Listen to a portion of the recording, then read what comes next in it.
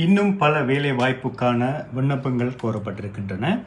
அதாவது விவசாய திணைக்களத்தினால ஏராளமான பதவிகளுக்கு விண்ணப்பங்கள் கோரப்பட்டிருக்கின்றன.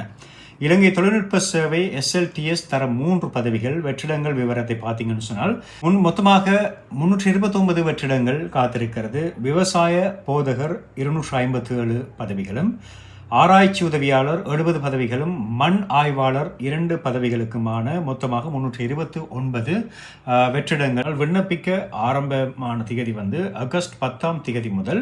விண்ணப்ப முடிவு திகதியை பொறுத்தவரையில் 2026 செப்டம்பர் 4 இரவு 9 மணியோடு இது நிறைவடைகிறது. வயதிலே பார்த்தீங்கன்னு சொன்னால் 18 தொடக்கம் 35 வயதிற்குட்பட்டவர்கள் விண்ணப்பித்துக் கொள்ளலாம். அதாவது 1991 9/4/2008 9/4 இடையில் பிறந்தவர்கள் நீங்க விண்ணப்பித்துக் கொள்ளலாம். கல்வி தகமைகளை பொறுத்தவரையில் விவசாய போதகருக்கான கல்வி தகைமைகள் கல்வி பொதுத்தராதர சாதாரண தர பரீட்சையில் 6 பாடங்களில் சித்தி பெற்றிருத்தல் வேண்டும். இதில் உட்பட 4 பாடங்களில் திறமை சித்தி அவசியம் என்றும் சொல்லப்பட்டிருக்கின்றன. ஆராய்ச்சி உதவியாளர்களை பொறுத்தவரையில் மண் ஆய்வாளர் ஆராய்ச்சி உதவியாளர்களுக்கு ஏலவல் கேட்கிறாங்க.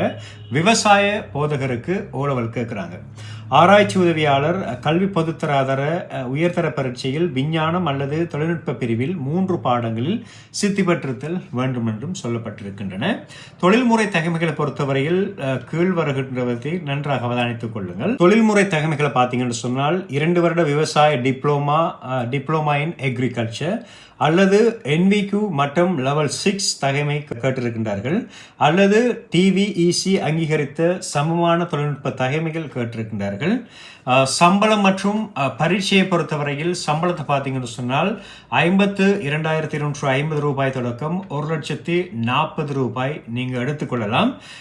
கட்டணம், அதாவது பரீட்சை கட்டணத்தை பொறுத்தவரையில் ரூபாய் 1,200 BOC மூலம் செலுத்தலாம் என்றும் சொல்லப்பட்டிருக்கின்றன.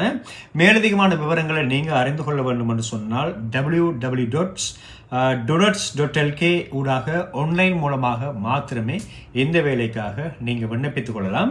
பரீட்சை வினாத்தாள்களை பொறுத்தவரையில் நுண்ணறிவு பரீட்சை, தர்க்க அறிவு மற்றும் தீர்மானம் எடுத்தல் 100 புள்ளிகள். அதே மாதிரி பாட அறிவை பொறுத்தவரையில் விவசாயம், மண் பாதுகாப்பு, பயிற்சிகை தொடர்பான விடயங்கள் 100 புள்ளிகள் வழங்கப்படுகிறது.